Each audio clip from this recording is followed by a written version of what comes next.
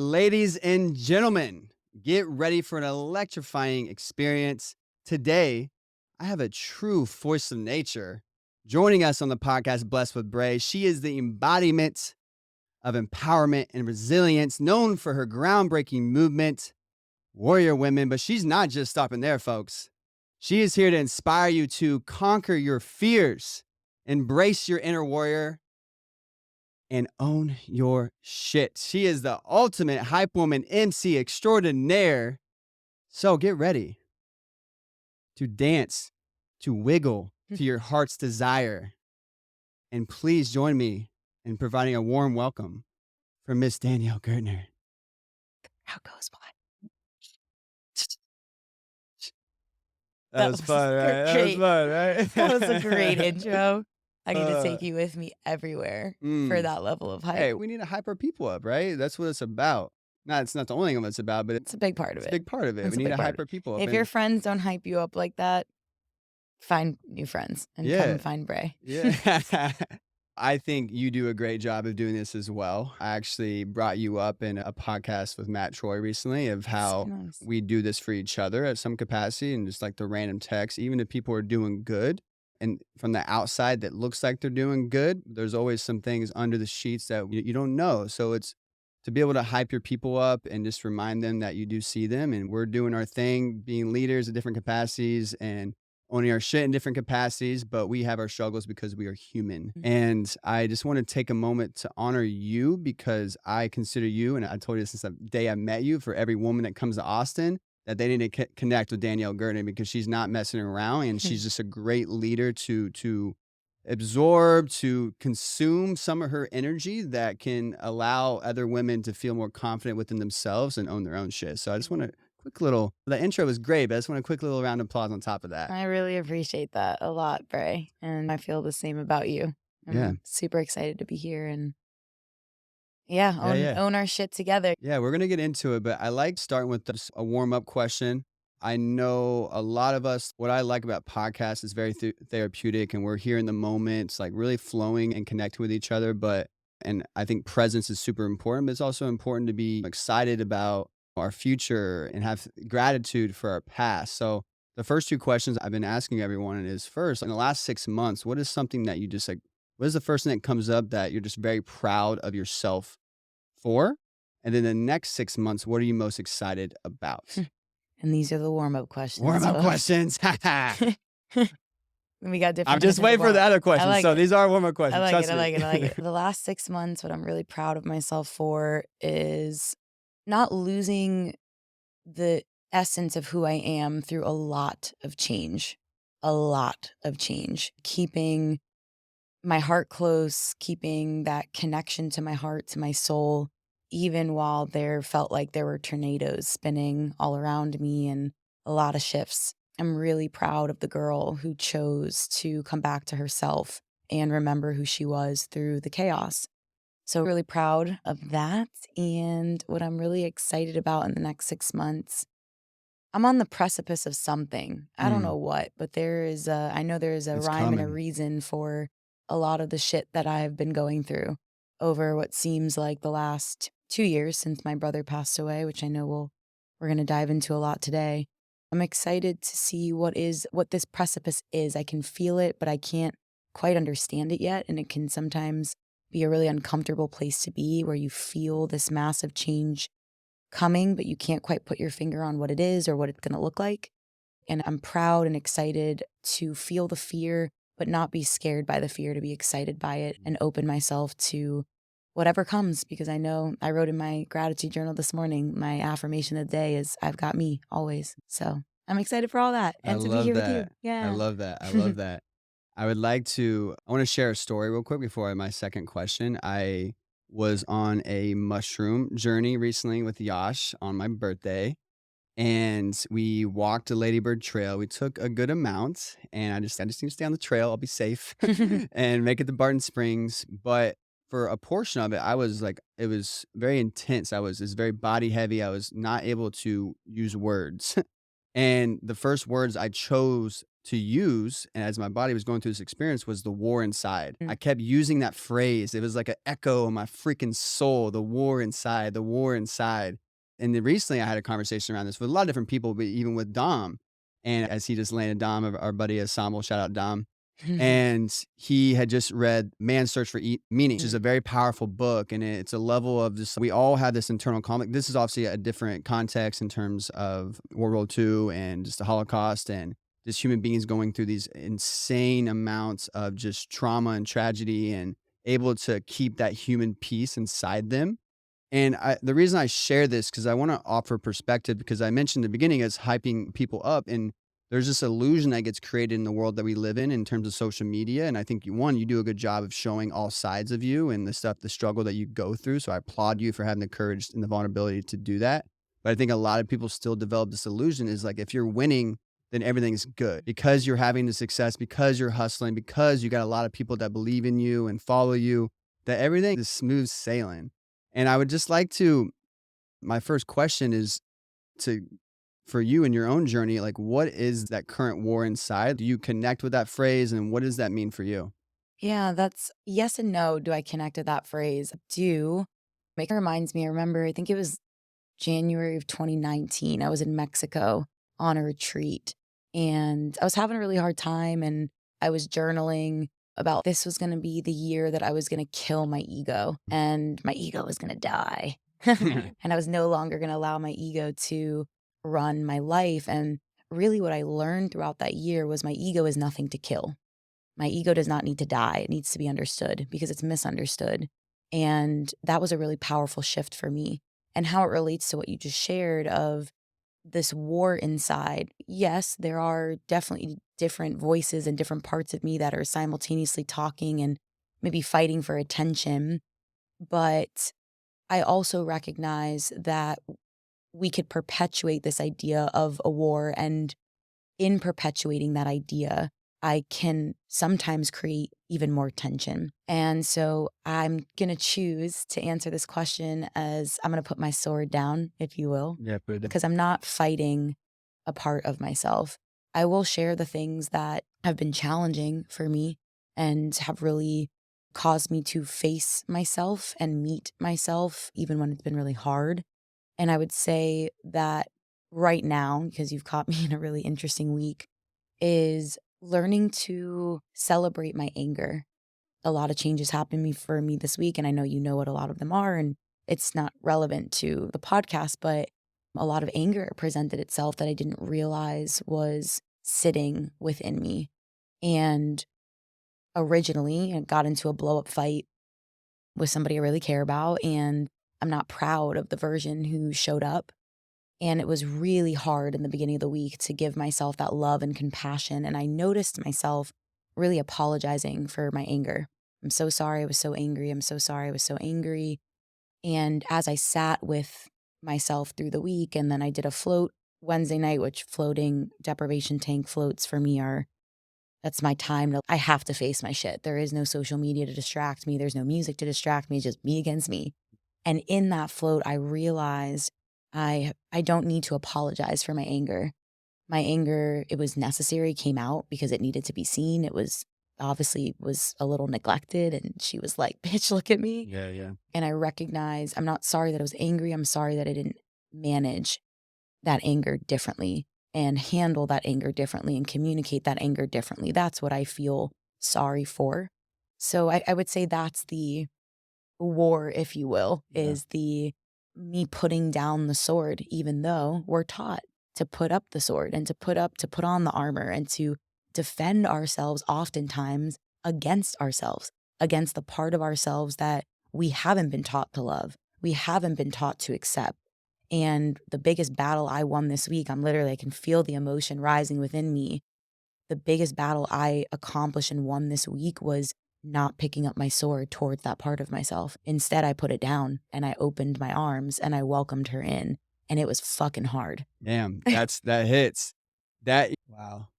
When it comes to the war inside for me, and you know a little bit about my story and some of my struggles, and I think we all have a story and we all have our own internal conflict, internal battle, and it's up to us to decide what that that relationship, what that battle looks like. It can be a battle. Sure. It is a battle because things come up that are going to challenge who call it your higher self or how you want to show up in the world.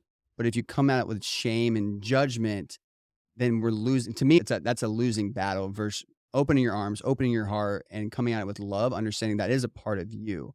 And a lot of that part of you has been shaped through your experiences and your own traumas. And I would love for you to take a moment as we shift and talking about your brother. I don't feel comfortable bringing him up. I want you to bring him up and share a little bit, give the context Sure. of his story and who he was and or who he is and how that, yeah.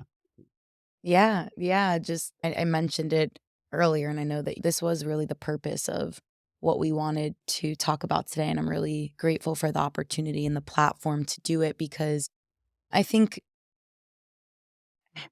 I don't know if people are scared. If I think back to who I was before I lost my brother, I didn't know how to ask people about the people that they've lost. Yeah. I didn't want to trigger them. I didn't want to get them upset. I didn't want to, but again, it's just as we were talking about earlier, we're not taught that death is normal, or we're taught that it's normal, but it shouldn't be talked about.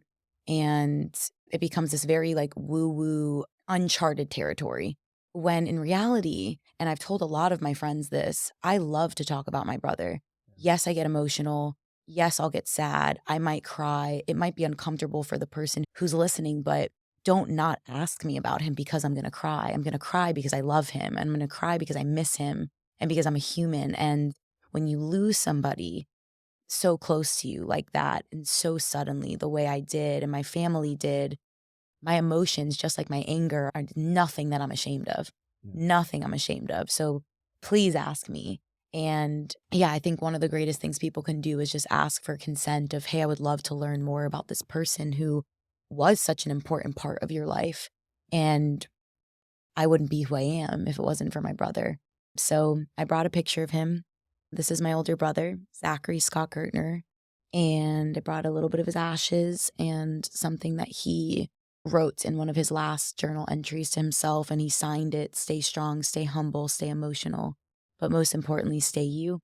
And it's become a really big motto and influence in my own life. So I don't know what Yeah, exactly no, you no, wanted me to I just share, wanted but you to bring him up, and then yeah, that yeah. allows my next question, Yeah, and of you've course. already started to answer it, and I'm curious, obviously, you bringing him with you, and he's a part of you, and he's a part of many parts of you Yeah. on different levels, and I'm curious how he shows up in your life today and makes a positive impact on your story. Oh my God, in so many ways. And I'll give a little bit more context if that's Yeah, okay without of going course. into a lot of the details. My brother passed away on April 28th of 2021 from an accidental drug overdose. And he was 30 years old. He had just turned 30 2 months before. And as you can imagine, it completely rocked my world, rocked my family's world. He was really getting his feet under him. He had just moved to Colorado about a year prior. And yeah, it has been quite the journey. I think the biggest positive, which took me a long time to say, like, how could you possibly have something positive Of come out of course. something so tragic? And there was a little bit of a guilt that was associated with when I share, there's actually so much that I've gained from this experience, even though I still feel immense grief and sadness every day. And I think one of the biggest positivities and or gifts, I'll call them gifts that I've gotten is I have never known myself more deeply than I do now. And I had no choice. There was just I think of the magic trick where they pull the sheet out from under the table with all the glass cutlery and you Yeah, know what the I'm whole talking about. set. Yes, Yeah, the whole set. yeah. And they pull it out really fast. And that's what happened. The sheet was pulled out and it wasn't like the magic trick where nothing broke. Everything broke. Yeah. Put the pieces And back and together. you figure out how to put the pieces back together and in doing so, you also have to sift through all the shit that was on that table. You have to sift through the pieces that you pick up and you realize, actually, I don't want that on the table anymore. And even when you glue the pieces back together that you do want, it doesn't fit the same. It doesn't look the same. It doesn't function the same. There's still going to be cracks and holes. And so I am more me and less me than ever before he passed away. And that's been a really great gift because double-edged sword of losing somebody like that, nothing rocks me anymore. I might be going through some hard shit, and I've told you and so much of the hard shit that I've been through, but I've been through I think, the hardest thing that I could ever go through. And I survived. Yeah. And not just survived, I found a way to thrive. And he is with me in all that I do.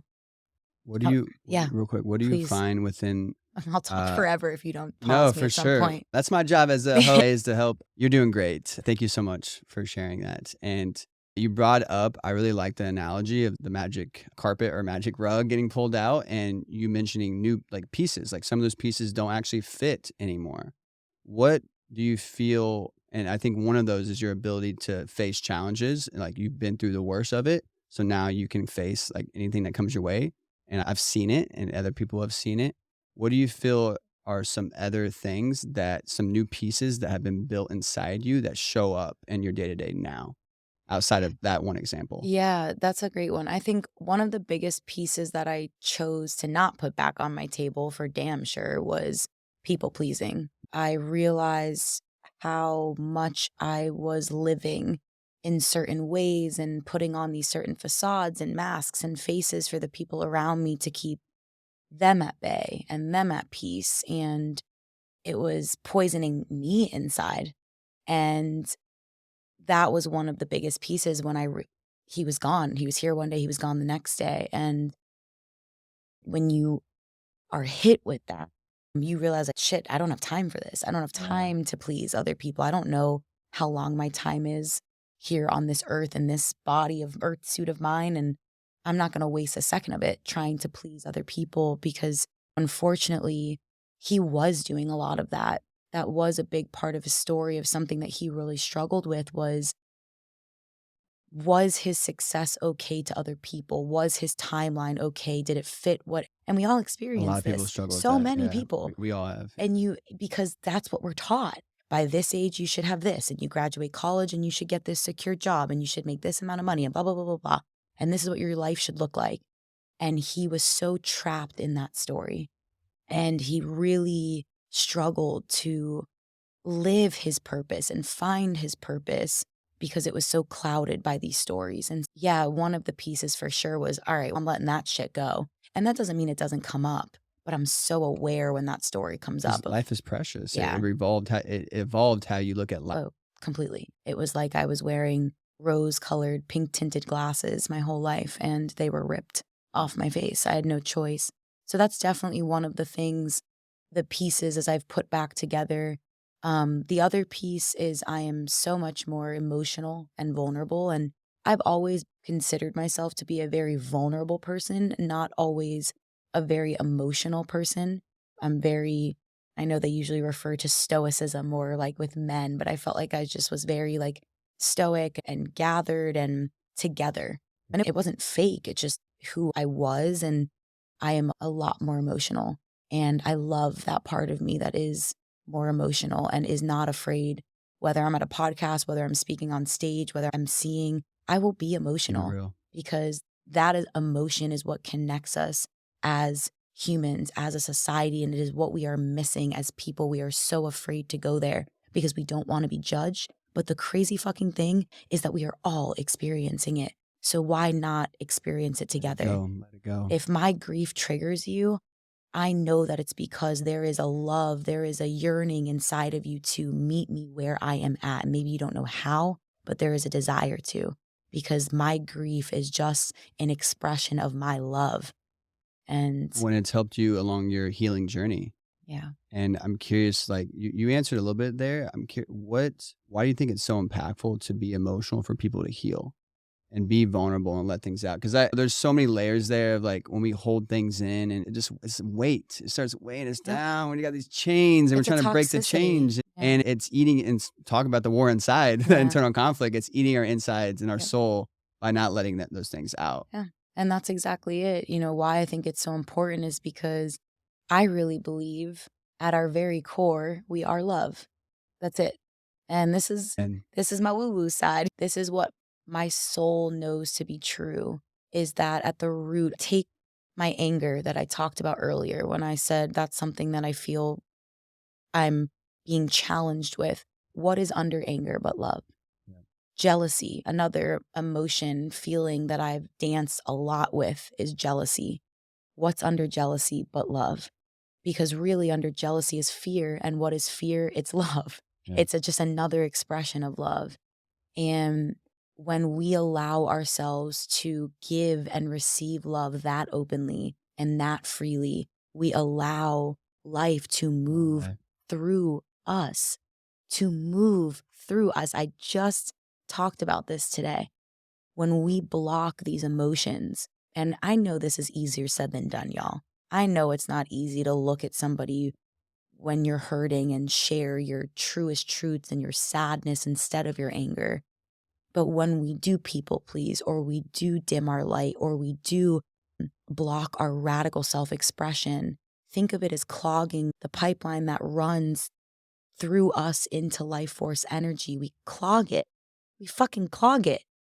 And this is where depression, I believe, builds up, and anxiety builds up, and self-judgment and self-doubt builds up, is because of a clogged pipeline. Short-term gratification thing. Yep. All those things. And the more I have unclogged that pipeline, and it was a necessity after my brother passed away, because I had two choices: block it all the way the fuck up, clog it all the way up, and close the entire world out, or open myself completely and let my grief, which is in essence my unexpressed love, let it run through me.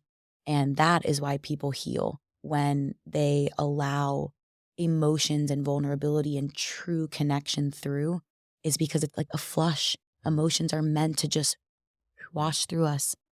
That's it. They're not meant to get caught. I have two questions that come up for me. I think it's easier for us as someone who's very open to share and being vulnerable at this point. It's a practice. Like, it comes with a lot of ease, but Muscle. it's exactly. But it's just like anything. You get reps in and you feel more comfortable in doing it. But at the end of the day, it's scalability. I've always thought scalability, what is that first smaller step that you can take that's very courageous? So I want to think in the context of people that may be struggling with this. Yeah. So my first question is, what you think is a good first step for people to really tap into sharing their emotions? Yeah. And then to piggyback off of that, you mentioned unclogging the system. What are some practices, or maybe some unexpected practices, that you've developed over the past couple of years that have allowed you to unclog the system? Great questions. Remind me of the second one once I answer Yep, the yeah, first. you're good. You're good. So the first one of, like, you said, how do I start being more Practically, emotional? what are some steps we can? I'll share what did it for me, because that's all obviously the only lens I can speak to, and I can speak to what I've watched my clients in my Own Your Shit self-mastery programs and on my retreats. What's really worked for them is you have to share that level of emotions with yourself first. There's a quote that says people can only meet you where they've met themselves first. People can only meet you where they have met themselves first. And I could not be more emotional with the world than I was first with myself. I could not show the world my full humanness until I showed myself my full humanness. And it started very practically with a lot of mirror work. There is a very simple activity. I share it with all of my clients. I've probably talked about it on every podcast episode I've ever been on, and I've been on a lot of podcasts because it's so simple and it's so powerful. And I've actually used it very heavily this week with the shit that I've been going through. And it's 3 simple statements. I love you for ... I forgive you for ... I trust you too ... And a coach of mine, friend of mine, shared this with me many years ago back, maybe when I was in high school or maybe early college. And it's still written on my mirror today. You've been to my, it's on my mirror in my bedroom. And this is where it started for me, is looking at myself in the mirror. And I couldn't at first, when I first started on this journey of owning my own shit, I could not hold eye contact with myself. But I was committed to trying every single day. And sometimes I would cry. Sometimes I would be disgusted. Sometimes I would laugh at myself. And then every day I would share, I love you for, maybe it's today. I'll share what I love myself for today. I love myself for my willingness to try to self-regulate. I forgive myself for not knowing how to ask for help when I was feeling a lot of grief and anger. And I trust myself to find my way through this, what I'm navigating right now. And it taught me to, one, address myself the way I would address a friend. And it's when we know this isn't anything new, that it's so much easier to give other people the love that we struggle to give ourselves. And we have to change that as a practice. We have to give that love and that energy back to ourselves if we want to be able to heal. And so if you are struggling to be more emotional and connect with yourself, there's the first thing, mirror work. And the second thing I'll say is we have to cut out the noise. We are so, again, not a new awareness here, but we are so consumed by noise. From the moment we wake up in the morning, the first scroll on social media to what we put on, listening music in the radio, song choices, conversations, doesn't matter. We are so overstimulated and we leave very little room to hear the whisper of our heart. And it is a whisper. And I think it's important to understand this, to really know who you are. Your soul is not going to yell at you. That is not the vibration of your soul. It is not going to fight and demand for attention. And if you are not careful, it will whisper the rest of your life and you will go without hearing it. And so that's the second thing. You have to block out the noise. For me, Bray's also been at my house and my fucking jazz music or my meditation music is playing. It plays pretty much all day. I usually drive in silence when I'm going from meeting to meeting, or even on the way over here, I didn't listen to anything so I could sit with myself. That's also really important. That's hard for a lot of people. It is hard for a lot of people. But like you said, it's a practice. Exactly. It's a practice. Bray and I did a quick cold plunge sauna right before this, which felt really nice. And we started talking about deprivation float tanks. And I was telling Bray that my first deprivation float tank, I fucking hated it. And I was like, same. Fuck, my thoughts are so loud. They won't shut up. I just kept going. But you want to know what was really cool about it? Looking back on it after I was like, get me the fuck out of here, was I started to notice the repetitive thought loop. I just kept thinking the same shit over and over again, but maybe with a little different twist every time. And it's one of my favorite things to talk about, the thought feeling loop that we trap ourselves in, because the thoughts that we thought yesterday are the same thoughts that we'll think today, about 95% of them, if we're not careful, if we're not aware of that. And so it is a practice. And every time I go into the float tank now, the thoughts, I hear them, I watch them, I let them do their dance, and then I find my breath. And I was telling Bray, I end up falling asleep. So yes, it's very uncomfortable at first. It will be uncomfortable. It is, you're going to want to reach for the phone and reach for the food and whatever your coping mechanism is. And I highly encourage you to give yourself 5 more minutes, and then 5 more minutes, and then 5 more minutes. And it does become easier. And you do recognize your power and your choice to follow the thought or to just label it as a thought and disidentify from it. Break the loop. Yep. And not disassociate, 2 different things, but disidentify from the thought. Yeah, especially if it doesn't align with who you want to show up as. We're just firing and wiring. Yeah. We're just continuing to fucking super glue the That's also dots we don't why I like have. mushrooms, because like I see that loop and I'm like, all right, bye loop. I'm gonna move this way. Not disassociation, but it's easy to, because we think in our mind like, oh, I'm going to break this loop at some capacity. Oh, I'm noticing this thing, but for whatever reason, because I'm not present and I have too much noise in my world, that I just get back into my typical systems that I created over the past 20 to 30 years. Totally. So until we can consistently develop presence and awareness within ourselves, it becomes very challenging to be able to dissect those thoughts and move forward. Absolutely. So the follow-up question. Wait, I Go ahead. got to say this one thing. I'm sorry. Yeah, Put good. a pin in your follow-up question. Yeah.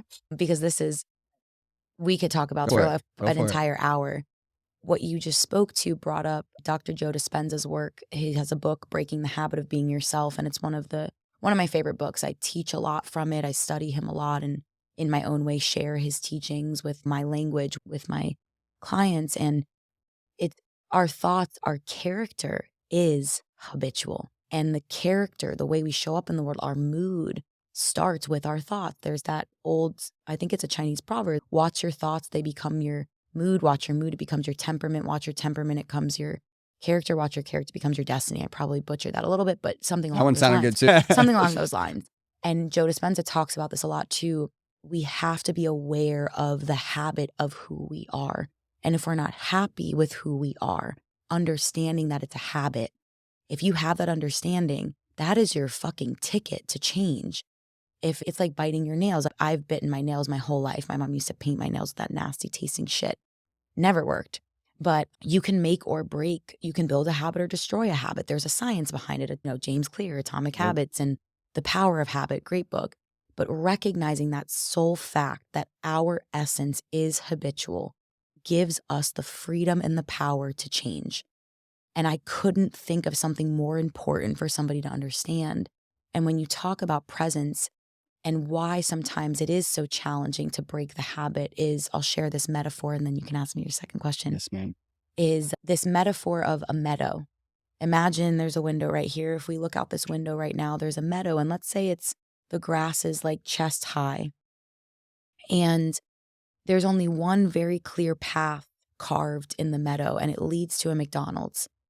And every day we've walked to that McDonald's and we've eaten and we feel that it's not great for us, but it's the only path that's carved in the meadow. It's the only path that we know. It's the only path that feels safe and familiar. So I'm going to continue walking it. And then one day I discover that there's a Whole Foods on the other side of the meadow. And I know this is a silly example, but there's a Whole Foods on the other side of the meadow. And I'm mustering up the courage to walk to this Whole Foods. And one day I do it, but I have to carve a new path in this meadow. What do you think that first walk is going to be like? It's going to be uncomfortable. Great. The grass is going to be, it's scary. It's going to be slapping me in the face and might cut up my ankles. And maybe I trip over a rock that I didn't know was there. Exactly. But I get there. I'm a little beaten up, but fuck, I get there. And I eat at the Whole Foods and I feel a little bit better. And, I make my way home and the next day I have that same choice again.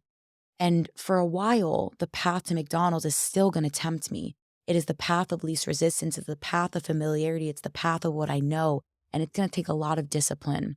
It's going to take a lot of willpower to say no to that path and continue to walk to Whole Foods. But if I stay disciplined, if I stay connected to the mission and the vision and what I know is best for my highest self, my future self, and I keep walking to that Whole Foods, guess what happens to that path?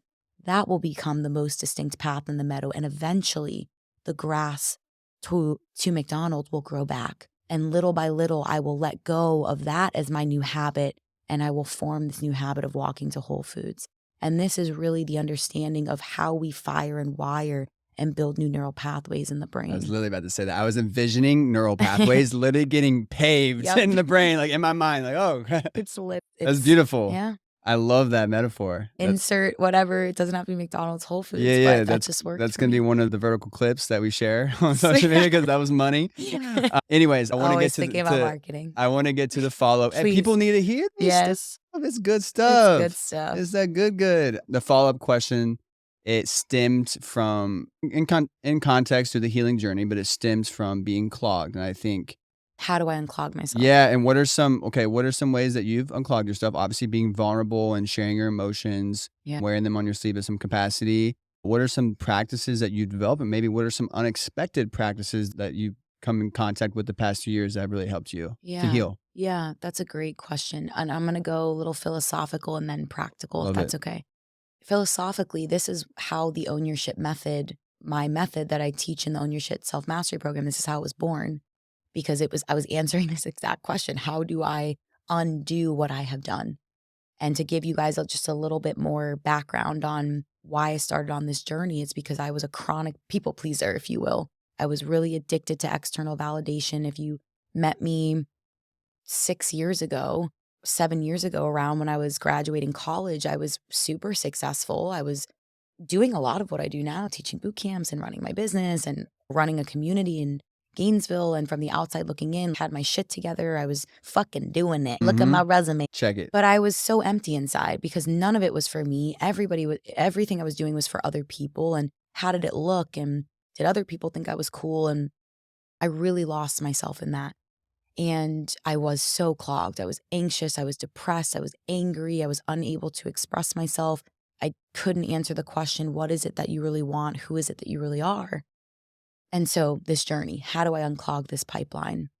And the Own Your Shit method is 3 steps: compassionate, self-observation, confident ownership, radical embodiment.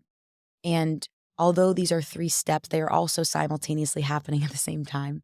Because as soon as you compassionately observe yourself, you are already in that moment simultaneously radically embodying a different version of you, if you think about it. And so the philosophical answer to this is follow those steps. You have to start by compassionately observing yourself. And there's a reason I don't just say awareness. Awareness is key, right? You've heard that quote. But how many people walk around with that key safely tucked in their back pocket? Fuck ton of people. And they don't ever take that key out. You're like, oh, There's you ever no had action. that? Yeah. We're not using it. We're not opening doors. You have that friend that's like, no, I'm still with this stupid guy, or I'm still doing the same stupid thing. I know. Like they have the awareness, but they don't have then the next step. Well, before the next step is the compassion. Again, a reason why I don't just say self-observation, why the compassionate self-observation is so key is because oftentimes when we do become aware of the gunk in our compassion trunk. with where you're at currently. Yes. Correct. Compassion from where we are currently, where we were, where we've been. Because oftentimes, and this happened to me on the journey, when I was aware and all this shit came up of, man, I am really angry and I have all this stuff, I started to judge myself. And then I got stuck in the shame cycle. So that's another double-edged sword is I want you to be aware of yourself, but do it with love. We do the best we can. We know what we know. We don't know what we don't. And that compassion is really hard. And so once you do that, now you can move on to confident ownership. What is within my power to change in this moment right now? What is within my power to change? And a lot of it has to do with language. It's why I love studying and talking about language. And then step 3 is that radical embodiment. How do I want to show up? And what's the smallest step I can do to do that? Trying to keep that short there. Yeah, no, it's beautiful. Yeah, that's the philosophical side. The practical side of the steps of unclogging the pipeline. For me, again, what has worked for me, dance is a huge wiggle Wednesday, 1 minute wiggle. That's a huge Drano. That's the Drano of my pipeline. That's the Drano? Oh, yeah. We dump in the fluids. Everyone's got their own. Think about it this way. I love metaphors. Yeah, Everyone's got their own recipe to their own unique Drano. This is mine. The wiggle, dancing for sure. Barefoot walking movement. Barefoot movement has saved me. Putting my feet in dirt and mud and grass. And it started when I was in Gainesville. I became a barefoot enthusiast and would go on miles and miles of hikes and trails barefooted. And there's just something about, you want to know what it really is? Connecting back with my primal self. The nature self, we are nature. It sounds funny that I just said the nature self. We are nature, but we forget that because we're so disconnected from nature. Nice. And so another part of my recipe is time in nature. I'll stare at a tree, and you stare at a tree long enough, you remember, I am the tree. I'm not separate from this tree. I am the fucking tree. Look at your veins. Look at your roots. We are the tree. We are nature. That's another part of my recipe. What else is in my Drano? Dancing, breathing, writing. I love to write. That's part of my Drano. It's funny. I like this concept of I like the Drano. Yeah, let's make our own recipe of Drano. I love it. Should we do a workshop? I think we should. Awesome. Yeah, there's a reoccurring conversation around developing your own recipe because me and Matt and Troy talked about this in recipe in terms of like creation. Amazing. And like in terms of like your voice and what are the things that allow you to be the best you as a creator on a platform. And he was talking about hydrating and having all the recipes and all the different spices and and that I'll say last thing is that Drano, it's a recipe in undergoing constant experimentation. It's a recipe undergoing constant experimentation. As it should be, because as I evolve, the recipe should evolve. And there's some things I've tried in the recipe, and then I take a little taste and I'm like, nope, I don't like that at all. It doesn't work for me. You have to be willing to try different things because not everything is going to work to clog your pipeline. What's something for me that doesn't work? Not that I don't like meditation, but it just a daily habit of meditating wasn't working for me. And that's okay. At least in you the found season. different meditative practices. Exactly. Like working out. That is definitely part of my Drano. Yeah, but even the cold plunge, even the float tanks. Float tank for sure. Of that nature. It's sprinkled in there. So that would be my very long-winded answer to your very great question. It was a great answer. Really great question. I want to highlight, because as someone who I don't quite comprehend and can connect, I can empathize with the word grief. Yeah. It's not something that I have experienced in my life outside of my own doing and my own things I put myself through. But in terms of the emotion or the emotions and the impact that grief has on one person, I can't connect with this. So I would love to understand from your perspective, like how that shows up in your world today And how do you allow it to show up with love and like that flirtation of showing it with love and balance, but also not being consumed by the pain and the anger that comes with it sometimes? Yeah, that's a great question. I think it's important to start with sitting and really understanding what grief means to me. And I think that's the struggle I realized I had when Zachary first passed away. It was like, I don't know how to grieve properly Yeah. because there's this idea and this story in my head that it has to happen a certain way. And there's these stages, and I'm supposed to go from this stage to this stage. And sure as shit didn't happen like that. There's not a rule book, there's not a step by step process for it. And I think it's important for people to, because I know that grief is a very common human emotion. Have you ever been sad that you've lost something or someone? Even like a friendship that faded out or a job that faded out? At some capacity. Sure. Yeah. And so that, for me, in my definition, could be considered you were Yeah. experiencing grief. Because what I realized, I read something, I don't remember, this isn't my definition of grief, but it's the one that of all the grief books I flipped through over the last 2 years that really stood out to me is grief is love unexpressed. Mm. I grieve so deeply because there is love that I'm sad that I didn't have the chance to express while he was here. And I know he's everywhere now. Yeah. That's my truth and my belief. But that was the truth that you believed probably for a good chunk of time like early after his passing, I imagine. That he's ever. No, I'm saying that you weren't able to express that's the things that part of the grief that was weighing you Yeah, down. yes, is it, yes. And also, again, recognizing grief, like I mentioned, is love. And it's so overwhelming to realize when you lose somebody how much you actually really loved them and still love them, but really loved them in their human form. I forgot the question. I'm not going to lie. Yeah, yeah. Bring it back to me. Yeah, no, Bring it for back to sure, me. for sure, bring it back. It's really I was trying to understand how for you, how grief shows up and Yes. what is the balance of allowing it to embrace it with love as you're expressing versus being consumed by it and Yeah. allowing it to really weigh you down. Yeah. Yeah. Thank you. Thank you for bringing that back. So I think a very important thing for me was I needed to be honest with people and myself in ways that I never had to be before. And I remember being at Squatch. I left Austin for about a month after he passed away. I went home to Colorado. And when I came back, I was working out at Squatch. It was one of my first workouts at least back. And I just started in the middle of it was like a Sunday, so there wasn't a lot of people there, but in the middle of my workout of squatting, I started hysterically crying, like uncontrollably crying. And I don't remember who it was that ran up to me because they thought I got hurt. They thought something happened, like it hurt my knee or something. And I was just uncontrollably crying. And once I calmed myself down, explaining to this person that I was physically fine, but I was just moving this energy through me. And it showed me, because it was way harder to try and pretend that I was okay.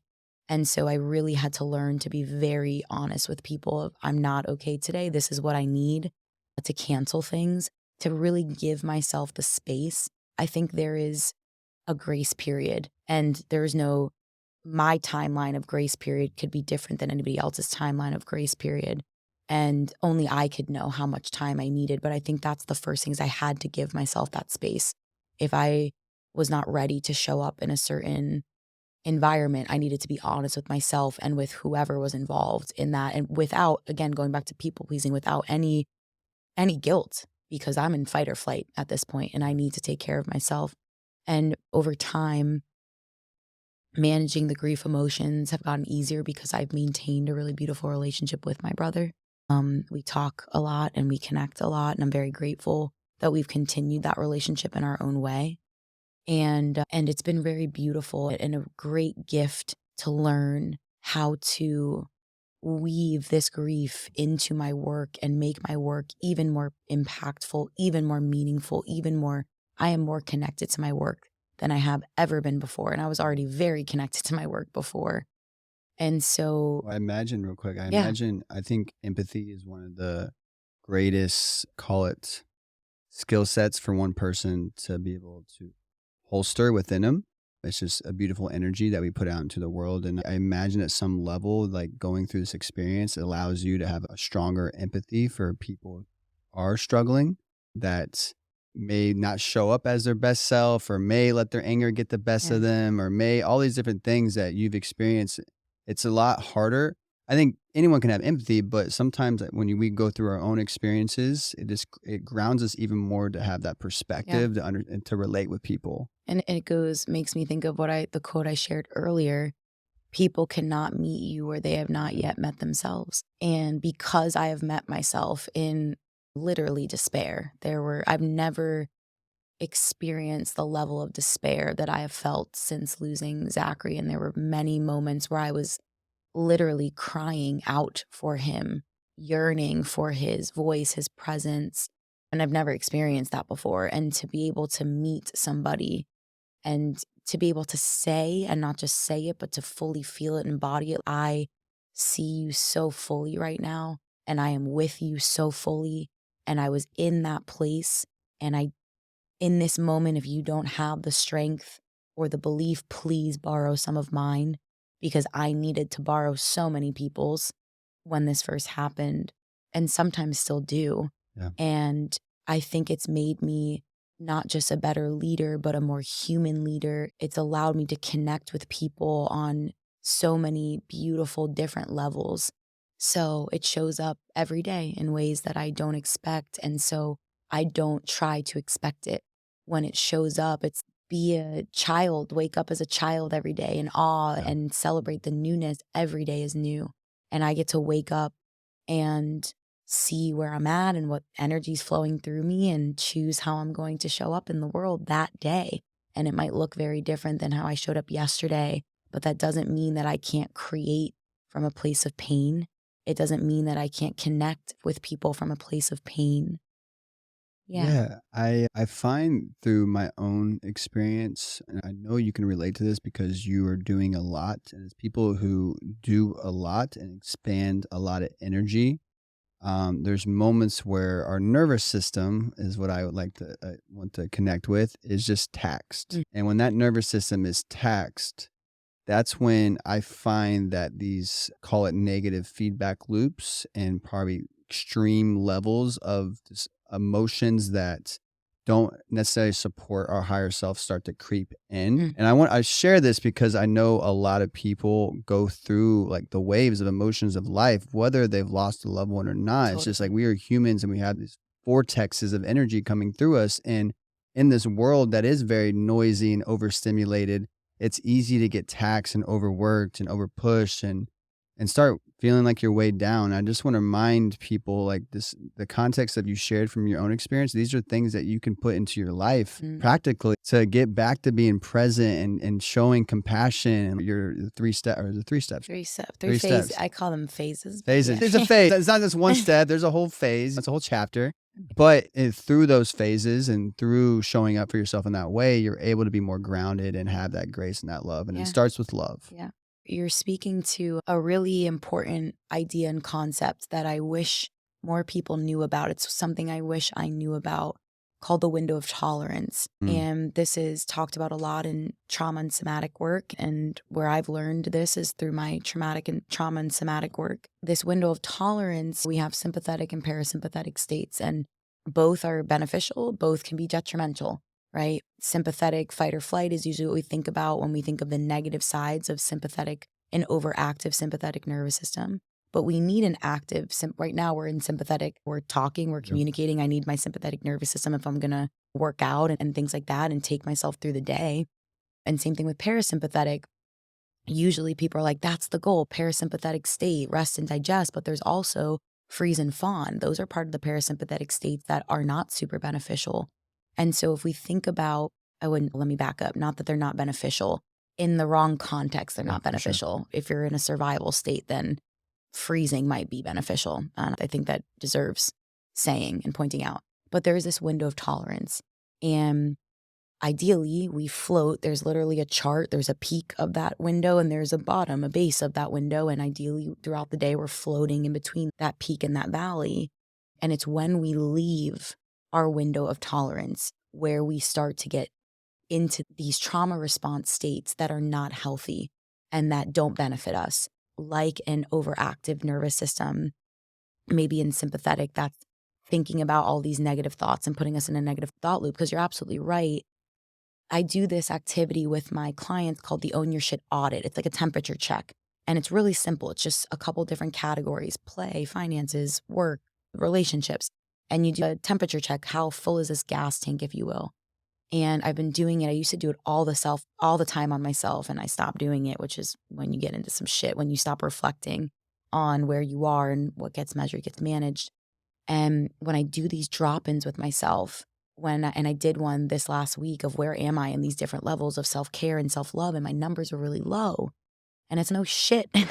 I'm everything starts to make sense. You start to realize, well, yes, I haven't been taking care of myself because I'm not in this window of tolerance. And so Nope. the question becomes, how do you get yourself back to that state, to that homeostasis, to that balance? And it's different for everybody, but there's only one way you can get there. And the first step is ownership. You have to own your shit. You have to be able to be aware of what's happening, to call yourself up and say, I'm not in my window of tolerance. I need to take a step back from whatever is going on right now and figure out what it is that I need to get myself back to that level. And have compassion for the Totally. fact that you Left got it. yourself. Yeah, yeah. Sure. Because we live in a crazy fucking world Yeah, yeah. that loves to push us outside of our window of tolerance a lot. 100%. Yeah. There's a phrase that gets thrown out in our culture a lot, turning your tragedy into triumph. How does that phrase sit with you? Because obviously, at its simplest form, me, who's someone who's very create your own reality, move forward. I don't have a lot of traumas that I've experienced, but like the ones that I have, I just let me rewrite the story to that. I have that relationship with that trauma. That's the context of also why I was sharing. I can't really fully connect with a very high level of grief within my body. So it's easier for me, from my culture and from how I was risen in my environment, to be able to really concrete myself in that belief system, because that allows me to be me. That's how I've got to be where I'm at, Yeah. is move forward and create my own reality. So when I hear tragedy to triumph, in theory, like, yes, I 100% believe in that. Is like, not, yes, from a place that at some level I gotta believe everything happens for a reason, and it's here for me to be able to utilize and be able to give more love to the world, or be able to showcase my power to the world more. And I'm curious your thoughts on this and on that phrase specifically, and if you do believe in it, and if you do believe this tragedy has allowed you to triumph in some form of some way. And yeah, I'm curious your thoughts. Yeah. I've got nothing against that saying. It doesn't light me up inside in Of any course. way. From tragedy to triumph, yes, you can say that I've triumphed in a lot of ways, but the word triumph doesn't feel encompassing enough of It's like all that I have. conquering. Yeah. Yeah. I didn't conquer the tragedy. I embodied the tragedy, and I allowed the tragedy to be welcomed into my life and to give me deeper purpose and different meaning. It doesn't mean that Tragedy to full embodiment. yeah, I didn't triumph it. I embodied it, and I let it, yeah, like I said, I let it become part of my story and part of who I am. And for me, it's not like a trophy on my shelf, which I just, where my brain goes when I think of the word triumph. It's not a trophy on my shelf. It's just a natural evolution of what was necessary and what I felt was my responsibility. Yeah, it's not the worst saying in the world, and I can honor and understand why people use that. I just think I've done so much more than triumph this tragedy, in Yeah. my opinion. No, I agree. Yeah. I like the embodiment. Yeah. Do you feel that everyone in the world who has gone through tragedy is able to fully embody and allow, because there's different levels of tragedy, there are different levels of trauma, and what comes up, it could be shared man search for meaning, and it's like people who've gone through that experience, like, I, again, believing in people and their ability to embody and step and embrace and allow that to be a part of their story to move forward so they can move forward with love. Do you believe everyone has the ability to do? Yes, I do believe that innately everybody has the ability to be so strong. I don't think people always have the resources and the support to do it. And that's what hinders them. It's not that they don't have the capacity. It's not that they don't have the capability. It is that they don't have the internal or external resources, which we all need to move through something tragic. And I think that's what hinders people. And if more people had access to those internal and external tools, then I think absolutely people would be able to triumph their tragedies, if you Yeah. will, to make it through and to move through in a healthy way and not allow the tragedy to close them completely to the world. And I know that's easier said than done. I know that there's things that have happened to people that I could not even begin to fathom. And I know something horrible happened to me and my family.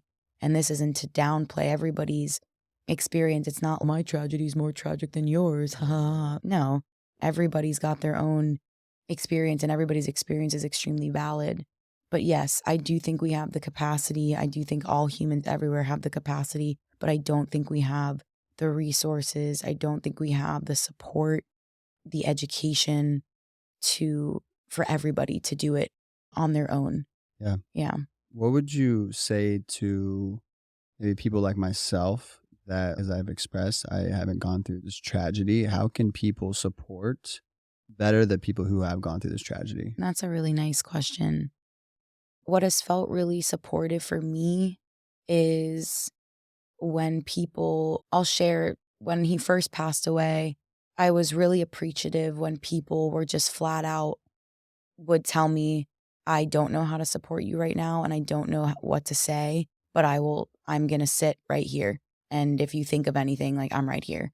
Because I think we try to find the right way to support somebody who's hurting. And oftentimes, and I experienced this a lot when Zachary passed away, people run in the other direction because they don't know what to do.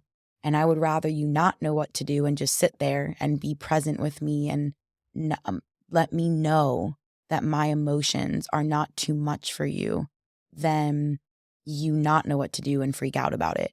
So, my biggest invitation, if you don't know how to support somebody who's grieving, just your presence, your energy. You don't have to say a word, just show up, ask questions. Is there something that you think you need right now? Make sure that person is eating and taking care of themselves, because that was a huge thing that I really struggled with. My mom really struggled with. And I think the other thing too is don't be afraid to ask questions. I really admire and honor people who say, I'd love to learn a little bit about more about your brother and your guys' story if you're open to sharing, because that's how I keep his legacy alive. Yeah. If nobody asks me about it, I can't keep his legacy. I can, but it's not, I want to share it. That's Yeah. my Yeah. point. And so just know that there is not one way. Everybody navigates grief differently, or there would be much better grief guidebooks out there Yeah. that made a little bit more sense. I think if you can really sit with what feels true and aligned for you and just send that person love and energy and ask questions, because they'll tell you. And I think like I said, one of the worst things we can do is fade into the background because we're afraid or unable to sit with our own emotions that's coming up around that other person grieving. And I've been there too, where I've had friends lose people and I was like, I don't know what the fuck to do. And I'm so uncomfortable right now. I'm just gonna not, I don't want my emotions to fuck with their emotions. And it's, of course, I expect you to be emotional as well, because this is real shit. You're watching me, your friend, somebody that you care about, really fucking hurting. If that doesn't evoke some emotion in you, I'm going to be a little concerned. And yeah, ask questions, be present, sit with your own emotions that come up around grief and why maybe it triggers you or makes you feel sticky, and what is your relationship to grief. I think that will help a lot. Use it as an opportunity to allow you to get closer to yourself. And in doing so, it's going to allow you to get closer to the person who's grieving. Yeah. Yeah. Thank you. You mentioned Zach, your brother's legacy, and that was the first time I heard you say the word legacy. And I know I think you've expressed in different ways the people pleasing, and that's a part of the thing that you embodied as like the dish that's on the table now that represents how you're embodying yourself and showing up. Is there anything left in regards to legacy that you want people to remember in regards to him Oh my, that you're yeah. carrying with you that you want the world to know? He was such an incredible person. I think the biggest thing is leave people better than you found them. that's just what he did. That's just who he was. It didn't matter if you were 4, 14, or 47. He looked you in the eye. He was present with you. He made time for you. He, without even through his words, it was through his energy that you knew that you were special to him. You knew that you didn't have to be a certain anybody to deserve his time or his energy. And that has always been something that was really important to me. And I remember it was something that we had talked about, is just putting people on always an even equal playing field. We're all human. It doesn't matter if you're homeless. It doesn't matter if you're a drug addict or an alcoholic. I see you, and I see the humanness in you, and I believe in the humanness in you. And that is, when I think of him, I think of that. And I think of, it makes me proud to know that I live my life by that every single day, that I have a personal, it's not even a mission, because for me, it happens very innately and naturally to see past people's masks and shadows. Yeah, and just the facade, the identities, and really hear and feel the root and truth of who they really are, and to see that and to celebrate that. I don't give a fuck if you have 1 million followers on Instagram or you're a bus driver. What I see is your humanness and the way that you treat people and the way that you show up in the world. And that was a huge part of his legacy. As he says, stay strong, stay humble, stay emotional, but most importantly, stay you.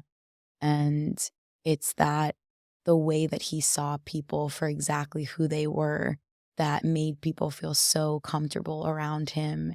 And the celebration of life was full of people from all over the world that flew in to celebrate him and celebrate the impact that he had on their lives. Yeah. And yeah, best. That's so powerful. You know, a lot of people don't realize the impact little moments can have in people's lives. And for someone that can be very compassionate and lead with love and selfless and just pour out so much energy, and no matter who you are, like, I always love, I think it was a Muhammad Ali quote or something. Like, I connect with him from similar statement. He probably would have said the same thing. I don't care about how many followers you have. I care. He said something along the lines like, I care how you treat that waiter when the food's arriving late. It's something of that nature. And how you show up for the people who aren't like having a direct or aren't a part of your circle or aren't part of your life at some capacity, but have these small moments that show up. And how can you give them grace as human beings that they are, and whatever internal conflict that they're dealing with. And that's how the empathy and the compassion in the world allow us to heal as a collective and support people who are also dealing with grief can be very felt. Yep. I love you. Thank you so much for sharing. We're close to wrapping up. I make some custom rapid fire questions for everyone. So I'm gonna list those off, and then we'll have a last final question. All right. I'm here for it. So the rapid fire questions. First one. Try to keep this in under like 10 words seconds. or less. AKA Danielle, don't ramble. Don't ramble. No rambling this one. Can you describe your signature wiggle dance style in 3 words or less? Playful, dynamic, different. If you could have a wiggle dance battle with any celebrity, who would it be and why? Oh, shit. Any celebrity? Come on, who's the first one that came up? Danny DeVito. Danny DeVito. Hell yeah. I got to hear a wow now. Honestly, I just saw a commercial of him the other day breakdancing, and that's what made me think of it. And I was like, that actually be pretty fun. He's great. How do you prioritize self-care amidst a busy schedule or stressful times? The biggest thing would be the silence I give myself in the moments throughout the day, for sure. Can you share a self-care tip that might make others laugh but have been effective for you? I sun my butthole. I thought you were going to do the gratitude poops. Oh, my poop gratitude. That's another one. But yeah, poop gratitude. I have my gratitude journal next to my toilet, and I would say sun my butthole. Love it. How would you define owning your shit in one sentence? Owning your shit is taking radical responsibility over your life and no longer renting your life out to anybody else. Who has been a mentor of yours that you feel represents well owning their shit? distant mentors, this woman, Kristen Hadid, she's an entrepreneur from Gainesville. She knows of me, but little. She owned a cleaning company. Her business has shifted since then, but she's somebody who shows up extremely authentically, and I really admire the way that she leads her team. Love it. What's one practical step someone can take today to owning their shit, take control of their life? Look at themselves in the mirror. Can creative outlets like writing, art, or music be beneficial in grief recovery? Like a zillion percent. What does You could ask my favorite food or some shit. No, it's all tied to the topic. I'm sorry. What does inner peace mean to you in a few words? An unwavering knowing that I've got my own back always. Love it. I have one final question. But before that, I want to take a moment to honor you, your courage, your vulnerability, the human that you show up as. People can feel it. They can see it. They honor it. They love it. And you're inspiration to a lot of people. And I've seen it over the years of knowing you. And even before I even knew who you were, I could just see the energy that you carried with you. And I knew that it would have a huge impact on a lot of people. And you're only going to continue to step into that more. So I'm happy to play some type of role along that journey and be with you and see it from afar and see it up close up. And yeah, and always support you. Thanks, Bray. My last question is one more heartfelt from the heart of Danielle. We're speaking to people in the world specifically that are in the midst of grieving, of potentially losing hope. And this grief does not have to do with just loss of loved ones. There's people who are holding a lot of weight, and a lot of people allow a lot of the negativity and the noise weigh us down and not allow us to see the light. We're in that tunnel. We're dark. Whoa, if you you're mic'd up right now, if you were on intercom and you're speaking to all these people at once, what would be the words that you say? I'll share with them what I shared with my mom the other day when she was having a really hard time. God does not give us things that we cannot handle. And when I first heard that after Zachary passed away, I didn't believe it. I was like, that's bullshit because I cannot handle this. And the truth is you can. And you will. Because people like us who go through immense grief, hardship, we have a responsibility to ourselves to love ourselves and to have faith through the shit that is happening. There is a brighter side, a different side. And no, it'll never be the same as before. You'll never stop missing that person. And I know I'm speaking now specifically to people who've lost people, but you will transform in a way that will collectively raise consciousness and will impact little ripple effects every person you come in contact with for the rest of your life.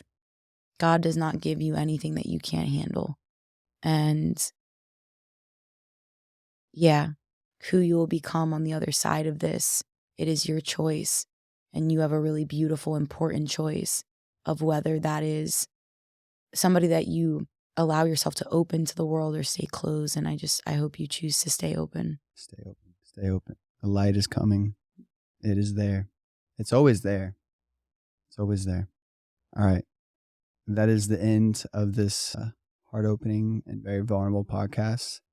I encourage people that are listening to, one, I think the biggest thing is hype up your people. That's the first one that comes up for me. And check in on your people and give grace and love to your people and giving grace to the servers and the people who are not your people. And just put more love out in the world, because that's what happens when we give, and we give to ourselves first, but we're able to pour in and have so much more abundance around that. And stay strong, stay open, stay humble, stay strong, and stay emotional. Stay you. All right. Stay blessed.